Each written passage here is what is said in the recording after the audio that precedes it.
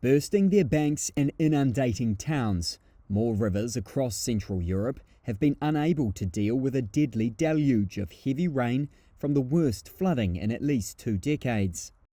And on Monday, Poland's government declared a disaster in affected areas and said that it had set aside $260 million to help victims. Prime Minister Donald Tusk said his country and others affected would seek financial aid from the European Union.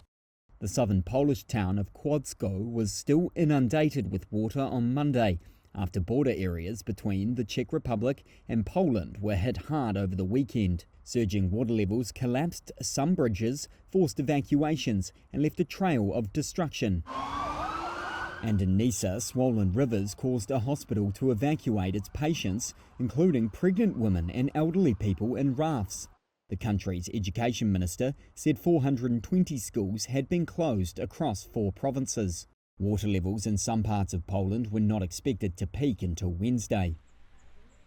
Thousands have been evacuated in the Czech Republic, and in the town of Jeseník, floods stormed through on Sunday, destroying vehicles, roads and homes. Some residents have begun the clean-up after water levels began to drop.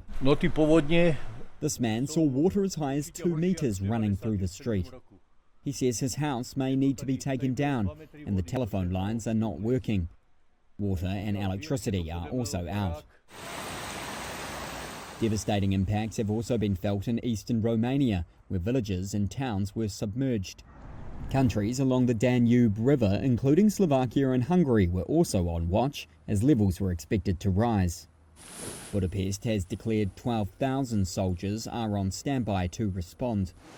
In Austria, the levels of rivers and reservoirs fell overnight as rain eased, but officials were bracing for a second wave as heavier rain was expected.